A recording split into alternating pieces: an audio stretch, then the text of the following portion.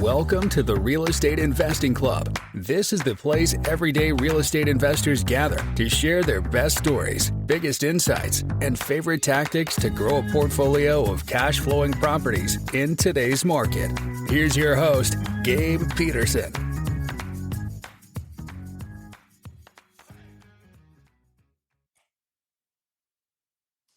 All right. Happy Wednesday, everybody. It is a time for another episode of the Real Estate Investing Club. We got Tom Zeeb with us today from Traction Real Estate Mentors. Tom is an expert at single family wholesaling, and he is here to talk about negotiations. This is one of the most difficult parts or elements of really getting a good deal, making sure that you negotiate correctly. So Tom's here to guide us. Tom, I am super excited to have you on. Thanks for hopping on the show. Oh, my pleasure. Thanks for having me, Gabe. Absolutely. I told you before we got on here, we like stories. We like to hear how people got to where they are today. So take us back to the beginning of your story. How'd you get started in real estate? Oh, I got started underwater. All right. That's where a lot of people get started. So there's underwater. I was underwater, metaphorically, certainly drowning in debt, drowning in a job, drowning in a lot of different things. Then I wound up physically drowning underwater. And on I had a day job. I was sick and tired of it. I was unhappy. I was miserable about it. I realized I was in $113,000 worth of debt. I couldn't see a way out. So I did the only logical thing. I jumped on a plane with a bunch of buddies and spent money I didn't have, more on credit cards, and went and did a big adventure trip in India. Okay. Yeah.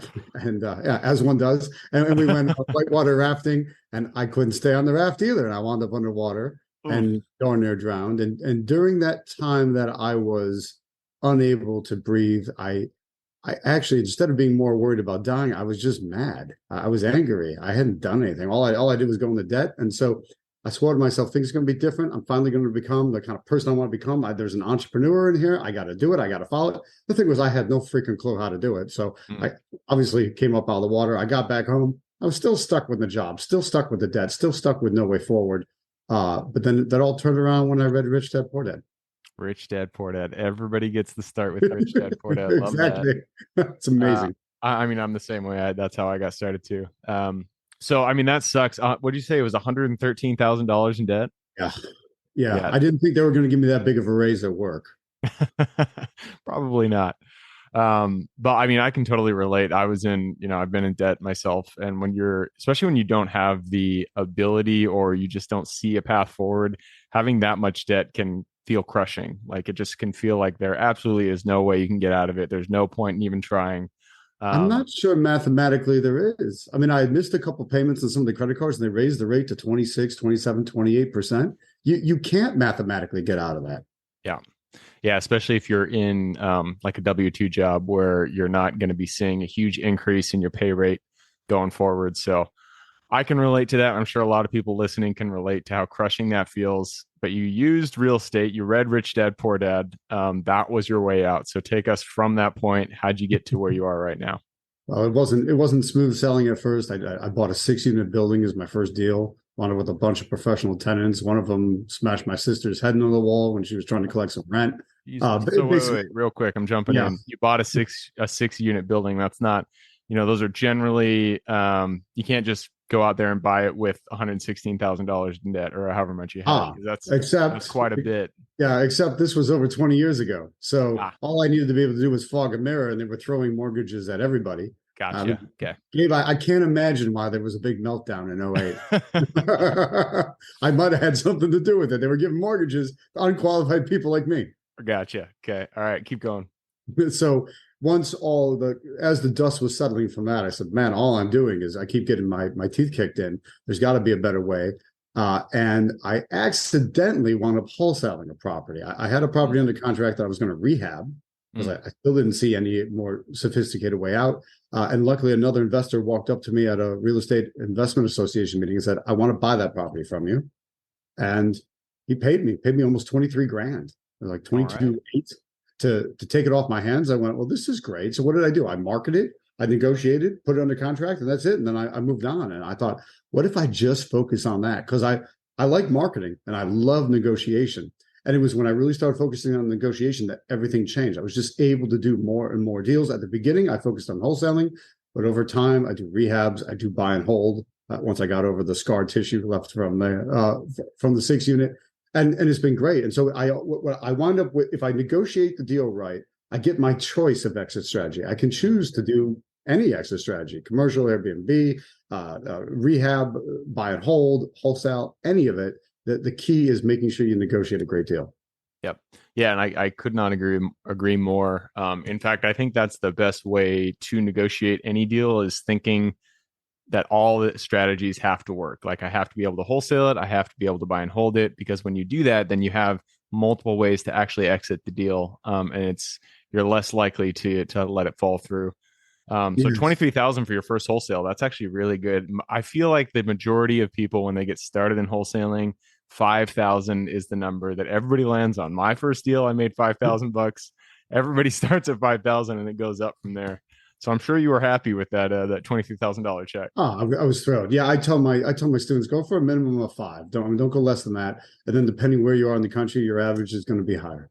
Yeah. Yeah, well, I mean, anywhere in the coast, you should be getting a lot more than 5. That was just happened to be where I landed. So wholesaling, that's kind of where you honed in on. You really like wholesaling because it deals with marketing, it deals with negotiations, and those two things are the elements that a lot of people struggle with, especially when it comes to negotiations.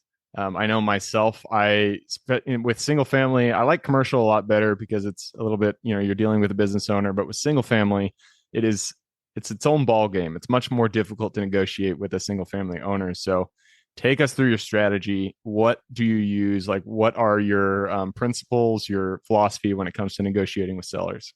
Gotcha. I've got a whole slew of techniques, of tactics I pull out. I got 52 of them. And so I kind of come in and wow, man. Yeah, 52 of them. Yeah, it's like playing with a full deck of cards. Yeah. and I go and and that's not to scare anyone away. I mean, you learn the 52 and then you kind of understand which order you need to stack them in as you're talking to the person. So I get the conversation going, open them up, kind of, hey, why are you selling? Tell me about the property. And then wherever there's a bit of a soft spot, I keep making a bigger deal out of it. Oh, there's an issue here. How would it feel if you solved that problem? Get them to kind of future pace them, get them to see the picture once their problem is solved and once they don't have to deal with the property anymore. Or, if they tell me there's issues with the property, I hone in on that a little bit more and keep doing things to bring the price down and pulling out some of these different tactics and techniques. And it's amazing. I want there to be a lot of flexibility on the phone first before I go to see a property. I'll only go see a property if it's worth the time in the car. And that means they've already shown me that they're flexible on the phone. Okay, interesting. So you're looking for flexibility. And do you find that generally people, when they put out their first price point, is it usually higher than you would purchase it at, you'd get it under contract at? Yeah, almost always. Their first offer is not it's not their minimum. You have to get in there and work it down to see what the least amount they're going to take is. That's not going to be the first number out of their mouth. Look, most people are not great negotiators at all. Most people have barely ever negotiated for anything. As Americans, we don't get a chance. Everything's got a price tag on it. We negotiate for cars, houses, and mattresses. And nobody likes buying a car. You only buy a house a couple times in your life, and probably a mattress as well. Those are the only things that negotiate mattresses. Okay. There's not a great opportunity to practice. And so most people come in unsure, but they seem to know, oh, well, I'll be a little higher in case I have to come down. Well, they're all thinking that. So that going in. So start working the price down. Yeah, that makes sense. And when you first start talking with the seller, it sounds like you start with the why, which is what a lot of people do. Like, why are you trying to sell?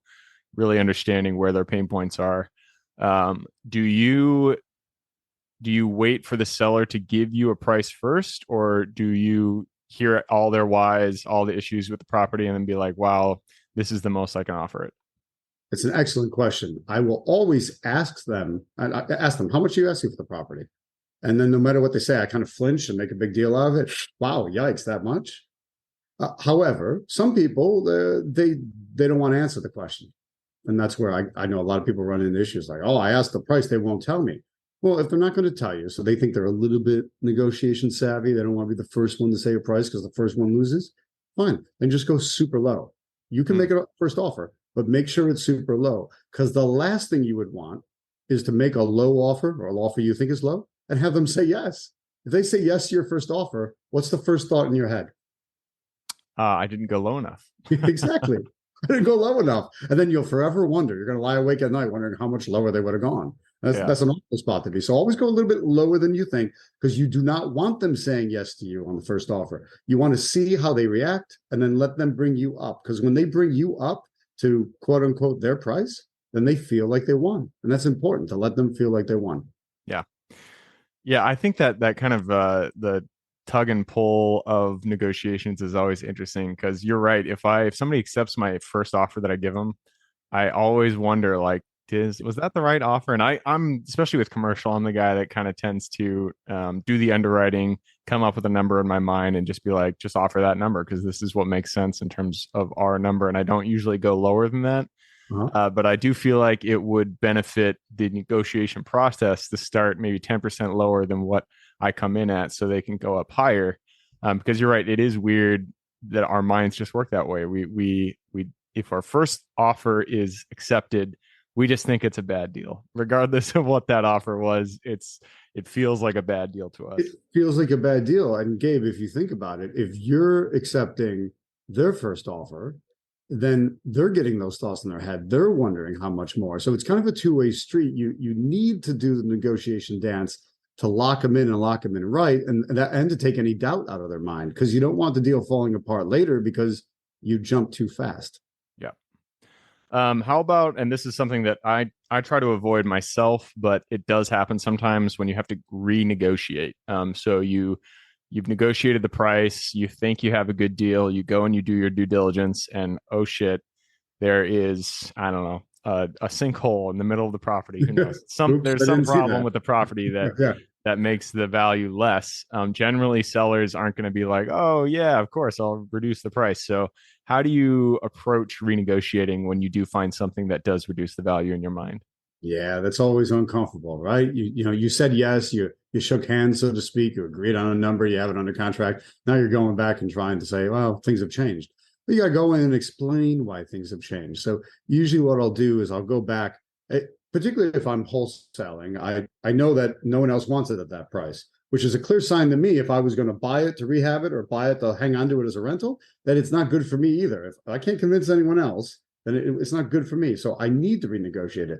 So I can go back to the person with some confidence and say, look, I've taken it to my team and the other people in my group, and nobody's into it. And so here's what I think is wrong. And I'll point out what the problems are. Now, initially, they're going to be angry at you. They're going to be mad. You agreed on something, they want that. But there's also a strong urge with someone not to change horses midstream. It's almost the devil they know versus the devil they don't know. They'd rather go with you. So you just have to kind of give them a chance to accept that you're changing up the price, and then they'll swallow that pill. But a lot of times I like to do show the work or show the math. I don't know, you remember your math teacher in high school? It always said show the work. Like that way they knew you weren't cheating. You had to show how you actually did the mathematical problem. So I start to do that in these renegotiation scenarios. I'll go and actually show the person the math, say, hey, this is what I really think it's worth. This is how much work would have to be put into it. This is the cost of borrowing that money. This is the cost of fudge factor. And this is the cost of my profit, quite honestly. And I show them what that is so they don't think it's all profit. Because most people go, oh, this is the price it's going to sell for. This is the price you're asking. Must be all profit in between. But come on, we know it's not. There's expenses. Yeah, closing costs. I mean, there's tons of costs that jump in there. And I even do that on the commercial side is if a seller is kind of being unreasonable with their asking price, I'll send them my due diligence sheet and I'll say, hey, man, this is what I'm looking at. These are the numbers that I'm expecting. This is what I expect in my pro forma. So they can really see like, yeah, if they get their asking price, then I'm going to be losing money and I'm running a business. I can't lose money. So lose money. And they should understand that. And they get it. So but yeah, no, that's exactly the right thing. Build the case and showing the numbers is like proof of the written word. You kind of see it, you understand, show them the comps. It's not necessarily the all fixed up or totally, in your case, commercial, totally rented out, but as is. These are the actual numbers, the way things are right now. on the pro forma, and let's we got to make it better than that. Yep.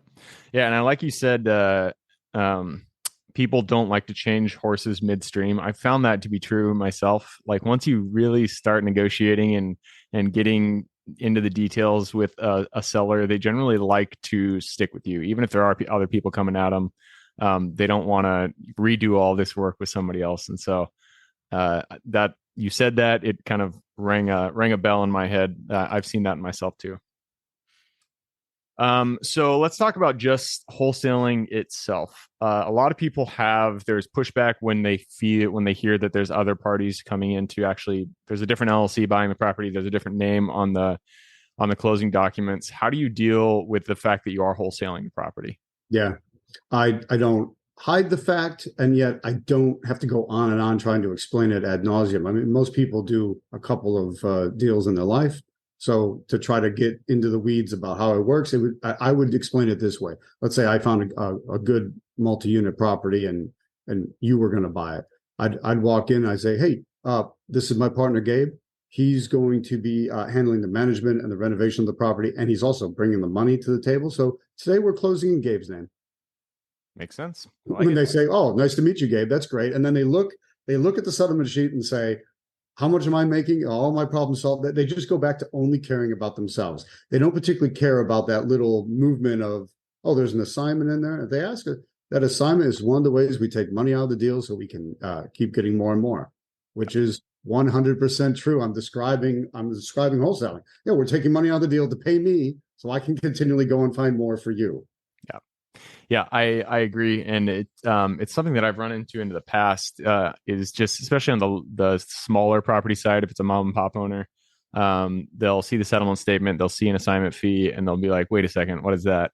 And I'm just like, I mean, that's the acquisitions fee. That's what we charge to do what we're doing, the marketing, the negotiations, all that stuff. Yeah, it's one of the ways we take money out to keep the lights on. Yep, exactly. All right, so let's talk about marketing. We are running down the clock, but the last topic I want to broach is marketing, and that's finding the deals. That's the start of the entire process, is going out there, getting in contact with sellers. So how do you do it, and what's your favorite way to go out there and drum up leads? I focus on motivated sellers. I know motivated sellers is almost a cliche in this business, but let me define it out this way. They need to sell even more than they want to sell. They need to sell more than they want to sell. So that means that something's gone wrong in their life. There's some sort of problem, some sort of hassle, some sort of issue. And if you focus in on those people, a lot of people's problems in lives are a matter of public record, or they're at the courthouse. They inherit a property, or they're getting divorced, or going into foreclosure, falling behind on things. That's you can find that information and market to them with a message that speaks to that. And then they're already kind of buttered up for the negotiation as it is, because they want their problem solved even more than they care about the exact price. You and I care about the exact price because we're investors, but they want the problem solved first. So we can create a win-win scenario because we solve their problem and they win. We get our price and we win because we're not fighting about the same thing. Yep. So you look for, it sounds like you pull specific lists with motivation in them. Some, Yes. Divorce lists. Yep. I know. I love direct mail, and I'll send those list letters, postcards, because I want to speak to them directly.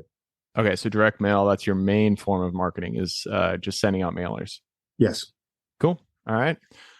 Direct mail, I've had some good results with direct mail. It can get expensive, especially if you're doing multiple mailers per address. Do you generally just send out one, or do you do multiple touch points?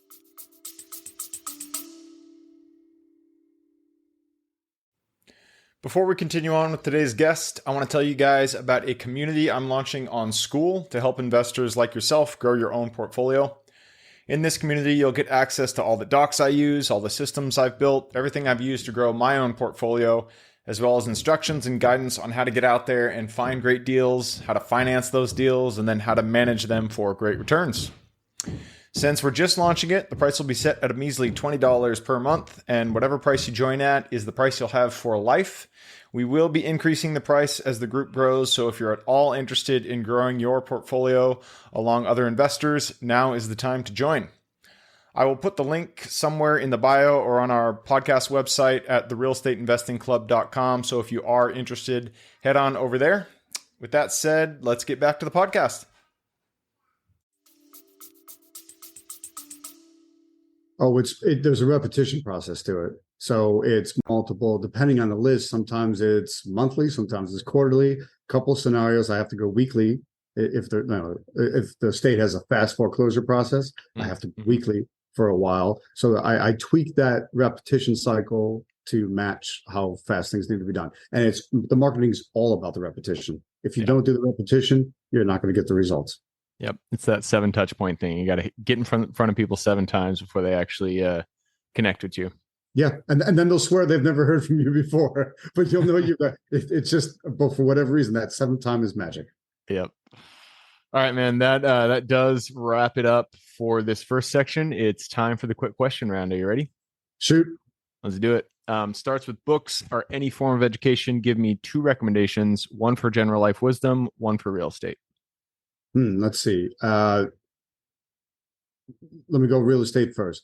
I love Roger Dawson's stuff on negotiation. Probably trained with him 20 years ago. I mean, I teach a lot of negotiation, but I gotta say my core is from Roger. It's fantastic. Book on life and life issues. I'm going to go a little bit different. I would read anything written by Winston Churchill. Oh, nice. I know that's not business specific, but I could make an argument it's very business related. No, yeah, and general life wisdom doesn't have to be business. But Winston Churchill, that's really good. Do you have a specific piece of literature that he wrote or anything? Yeah, well, there's a 6-volume set on the entire Second World War, so that'll only take you a year to read. But if you start to dig in down that line, maybe you don't have to go as crazy about it as I do. But he's actually got a good book on quotes and wisdom and little stories that quip onto to things you find interesting. I think it's called like The Life and Thoughts of Winston Churchill. Can't remember the exact title. Nice. Yeah, I love those kind of books. The ones that just kind of have like, I call them toilet books because you can sit on the toilet and just read a couple quotes and call it good. Yeah, that's great. I'll have to check that one out. All right, next question is for your younger self. So let's go back to the Tom who had no experience in real estate. He still was under that debt, however many years ago that was. Go back to him, look him in the eye, give him one piece of advice moving forward. Stop pissing your money away and start learning how to negotiate. There you go. I love it.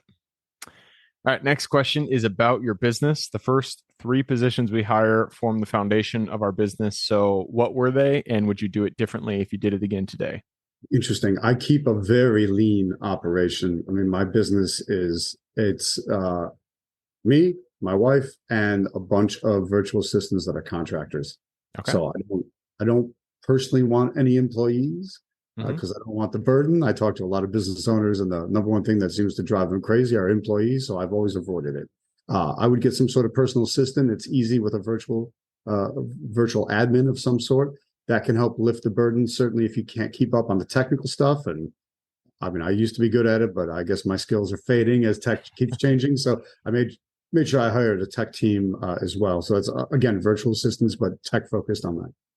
Cool. Yeah, VAs. That's the first one I always recommend. Get yourself a VA. It doesn't. I mean, they can just be a generalist, just some kind of VA admin, but that will definitely cut down your time a lot.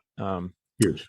So love that. Next one is about the U.S. It's a big place, a lot of opportunity out there. Give me one metro you're most excited about investing in today.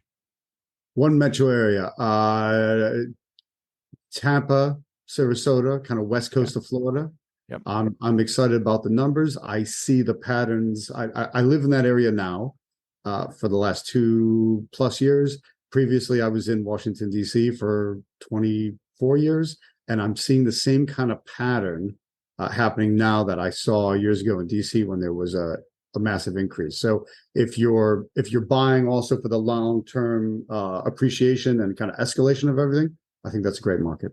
Yep. Yeah, I've heard Tampa, and I've also heard what's that other big metro up there? Jacksonville in Florida is doing really good. So great metros to be focusing on. All right, next question. We've actually already asked. The question is your favorite way to find good deals. You already mentioned is direct mail. Yeah. Do you have a second favorite, or is direct mail your one and only, your true love when it comes to finding good deals? No, I've got a few I use. My second favorite is driving for deals. Oh, okay. Interesting. Drive for deals. Yeah. Look around, you can tell a rundown, dilapidated house from a nice one. And a rundown, dilapidated house is a problem in and of itself, and probably has an owner with a personal problem as well. Yeah. Yeah, and there's some good apps out there on the single family side. I haven't used them, but people have told me about them where you can just drive by, take a picture of a house, and the app will send a mailer from just from the picture. It'll Yep, send a mailer to that house. I use Deal Machine for that exact purpose. It revolutionized my kind of old-fashioned handwritten way of doing it, and it's terrific. It's called Deal Machine is the app. Deal Machine, yeah. Huh, that's pretty cool. Yeah, I could see that being useful just to have on your phone, just because you're driving around all the time. And I always drive by these houses. The number one thing that I always look for is just the tarp on the roof. I'm like, okay, that's for sure. Clear sign. Yeah, exactly. All right, next question is mentors. None of us are islands. We all stand on the shoulders of giants. So give me one mentor who has contributed significantly to your career today. I'll push that back to Roger Dawson again. Cool. Negotiation wise, his trainings, his writings, his audios were revolutionary for me. And like I say, I've come, they're at that center core of how I teach negotiation. Cool. Roger Dawson. How do you spell his last name? Dawson, Dawson. Roger Dawson. Cool. G, yeah. Yeah, I haven't heard of him yet. That's he's retired. Roger Dawson, the secrets of and power of negotiating. Love it. Yeah, it's good stuff. And I mean, I wouldn't be a great marketer if I didn't toot my own horn and my own negotiation stuff. But it's like I say, it's based on Roger, and now with 20 plus years experience on top of it. There you go. That leads us to the second to last question. This is about your gifts. We are all gifted with gifts that we uniquely provide this world. So what is your Superman strength? Gotcha. My Superman strength is negotiating deals down and getting prices low, getting people to say yes at lower prices than you thought possible. That is a skill that all of us want to have. So makes all the difference in the world. Exactly. And that leads us to our last question. This is for the listeners. I'm sure people want to reach out, get in contact with you, learn how to do the negotiating that you do. What is the best way for people to reach you? Hit my website. It's tomzeeb.com, TOM, Z as in zebra, EE, B as in boy.com. And if you put a / and the word trifecta, I'll teach you my top 3 negotiation skills. I call them the negotiation trifecta. I use them in pretty much every negotiation, gets the ball rolling and starts getting the price down as you go. So tomzeeb.com/trifecta. And since we talked about marketing a lot as well, I've got another gift for you. If you put it tomzeeb.com/deal flow, DEALFLOW, there's a guide on 5 different ways I use to get better at marketing and start getting motivated sellers contacting you. Cool. I love it. That is tomzeeb.com. And you got the two pages there, Deal Flow and Trifecta. I will put those links in the show notes. So if you guys want to reach out to Tom, just click a little more in the description. It'll pull down that full description. In there, you can find Tom's links. All right, man, that wraps it up. Thank you very much for hopping on the show. Thanks, Gabe. Appreciate it. Absolutely. For everybody who's here with us today, thank you guys for showing up. You are the reason we do this. So if you guys have any questions whatsoever, reach out to me, Gabe at therealestateinvestingclub.com. And if you guys want to support the show, all we ask is you give us a like, subscribe, share, all that jazz. Other than that, I hope you guys have a great week. Keep rocking real estate, and I look forward to seeing you on the next episode. All right, before I officially sign off, I have a quick announcement to make. If you're interested in becoming a passive investor in one of my deals, my own company, Kaizen Properties, is looking for capital partners for our upcoming projects. We invest in what are known as recession-resistant assets, mainly self-storage facilities, mobile home and RV parks, and industrial properties. If you're interested in investing and would like to learn a little bit more about my company, our investing criteria, and some of the previous projects we've done, go to the Real Estate Investing Club podcast at therealestateinvestingclub.com and scroll all the way down to the bottom of the page. Click on the Invest With Us button. That'll pop up the investor form. Fill that out, and we will reach back out to you as soon as we can. Or if you prefer a little bit more of a personal touch, you can reach out to me at gabe@therealestateinvestingclub.com. So really, that is it. Again, it was a pleasure hanging out with you guys during this episode, and I look forward to seeing you on the next episode.